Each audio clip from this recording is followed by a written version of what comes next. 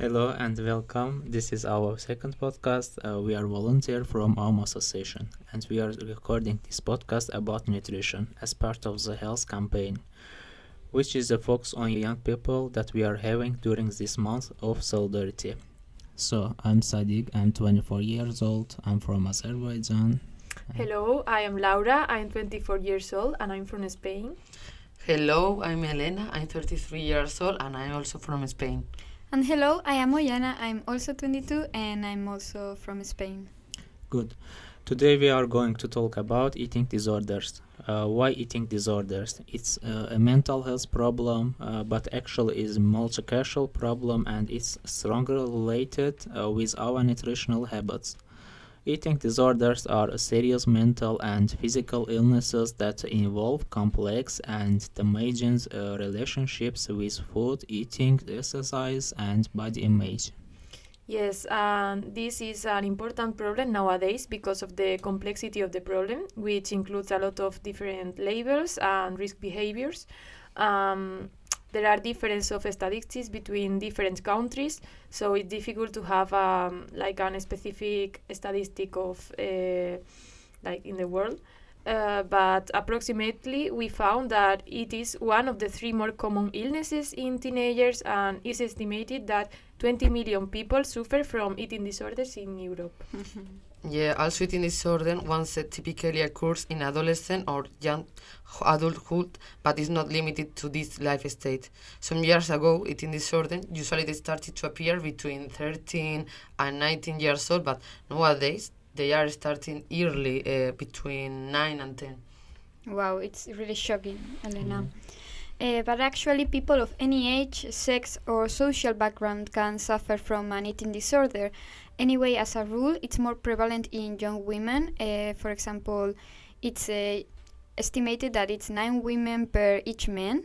But this again depends on the country, and also it's important to know that men can also have eating disorders, but they are in a higher risk of dying because of what we just said. It's more difficult for them to get a diagnosis and therefore also to access treatment, so they might face the worst consequences.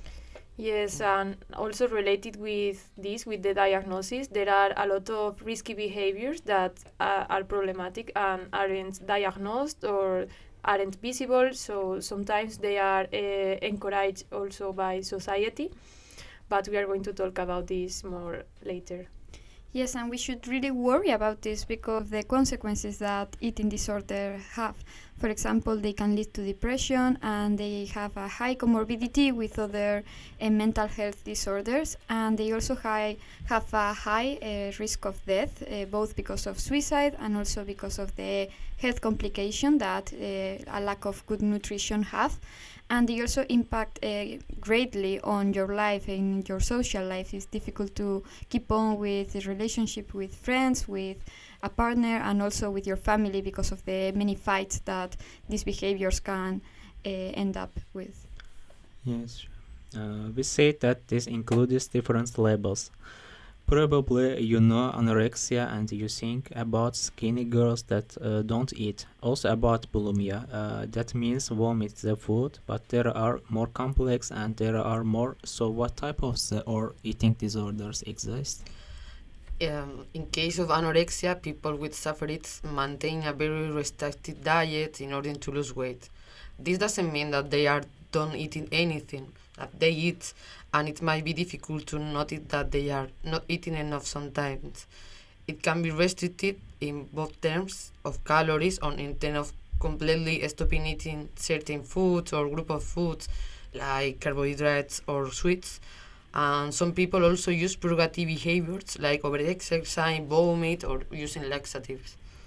Yes, and I think it's important that when we usually think of someone with anorexia, we imagine a very skinny girl, but this is not the full reality because there are many cases who are in or over the normal weight.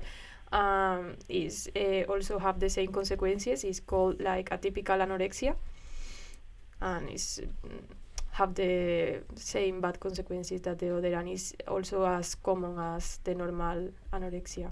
Mm-hmm. Yeah, and we also have bulimia. You might have heard of it. And people who suffer from bulimia tend to have binges, and this means that they eat a lot in a short period of time, and even to the point of feeling sick and still keep eating. And after this, they feel guilty and they are afraid of gaining weight. So to avoid it, they use the purgative behaviors, like, for example, vomiting, using laxatives, or over-exercising. And they might also restrict on their future meals, and this can lead to more binges. Yes, I think that it's true that having restrict diet or sometimes or restriction of some aliments could lead you to easily into binges.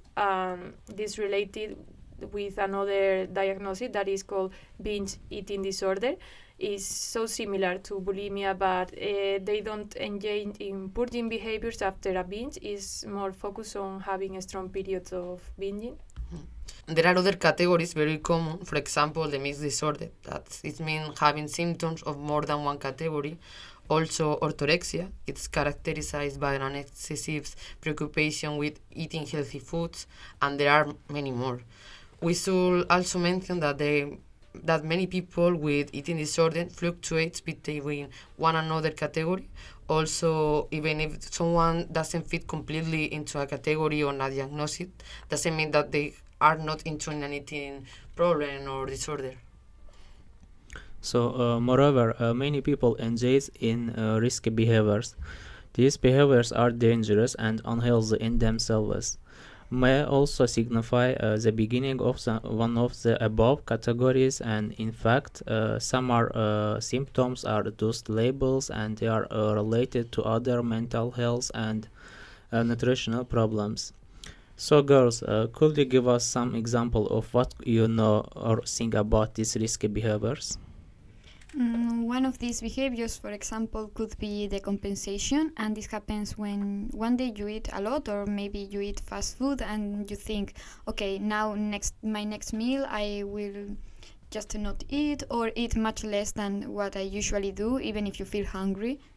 Yes, and also when you try to compensate, for example, you eat a lot and then you say that you have to do extreme sport, or yes, a lot of sport after eating too much. Yeah, and that could be related also with eating emotionally. For example, you eat a lot when you feel sad or with anxiety, or the opposite, you eat less. Depends.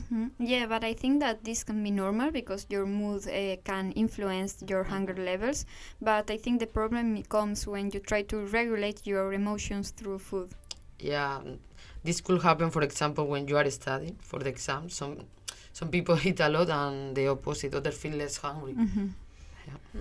I'm thinking in another risky behavior that could be related with the trend that is starting nowadays called real fooding, that consists in eating only healthy food. That it sounds like a good habit, but in this case can lead you to have a very strict diet of not eating anything ultra processed, or only you have a strict percentage that you can eat in a week of ultra processed food. So it's related to control a lot the food that you eat, and can also lead you to counting the calories that you are eating.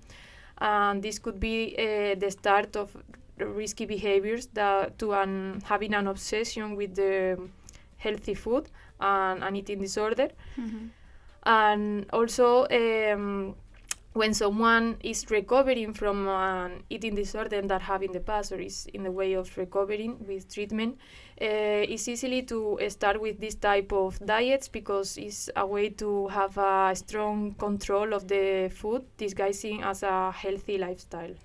Yeah, I think that even if you are nutritionally healthy, if you are all the time thinking about the food and controlling and having this type of I can only eat healthy food, that's also really dangerous and unhealthy for your mental health. And if you are starting to avoiding making some plans with your friends or family because it involves a meal that it's not healthy for you and you're in these standards, that's a risky behavior, and it also means that you are not really recovered from an eating disorder. Yeah, we also have to be careful because they seem like a healthy lifestyle and isn't the truth. Yes, Yeah. we in this case we forget about the mental health part because you try to be super healthy physically, but it's bad for your mental health. Yeah, that's it. Food is of course important because of its nutritional aspects, but it's also part of our life and our how we socialize, and we have to value that, and we have to also enjoy the food. Yeah. These are those ones that we think are possible to avoid. There are also social factors out of our control that can have a strong impact in our relationship with the food. There are a lot of comments that we hear daily from our families or friends that promote those eating disorders in some way. Yeah, for example, when you lose weight, people say that you, oh, you're so pretty, and relate that with something good. Even if they don't know how you lose it, it can be a very unhealthy way, like for example, being healed with an eating disorder and stuff, and contributes to have the idea that a skinny body or lose weight is healthy and beauty. Yeah. Yeah, and it's not true. Maybe you need to gain weight instead of lose weight. Yeah. I think that another comment could be, for example, when people are eating fast food or things that have a lot of calories or not the most healthy food. And it's common to hear comments like, "Oh, we are going to be fat after that. Haha, tomorrow we should do sport to compensate." This encourages the compensation risky behavior that we talked about before. Yes. Also, for example, the people that are overweight, it doesn't mean that they are unhealthy or had a bad diet. Of course. Yeah. Yeah, also when we are with our family and friends, many times we compare ourselves or they compare themselves to others, or we do comments about other people's bodies. And this is really dangerous because it makes us think that our bodies are also not okay. For example, if your family makes comments about your appearance or even their own appearance or others, this sends this message. And also, for example, like this, when you are a child and you see your mother like always eating salads, or you go to McDonald's and your mother is ordering a salad, just because these salads in McDonald's really like really. So yeah, you learn that okay, it really this is dangerous because I will be fat and this is bad, and that's what you learn. Yeah, we should be careful with this thing that we usually don't realize the damage that they can do. So and apart from these comments, also the publicity and social media could promote those eating disorders. Yeah, for in sure. some way.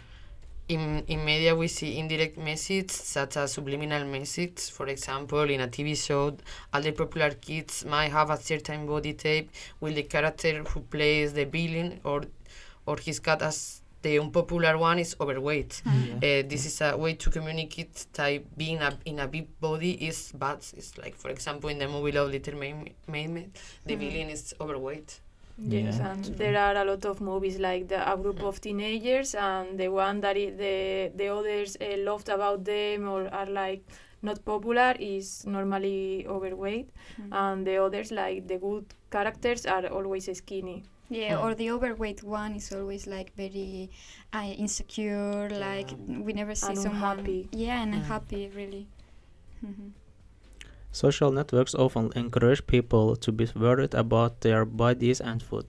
Yeah, more and more people are posting on social media about how to lead a healthy lifestyle, such as recipe or exercise, daily caloric intake, not eating ultra-processed food, and restricting certain food. This often promote restrictive diet style, and that can be detrimental to your bodies, not only nutritionally but also mentally.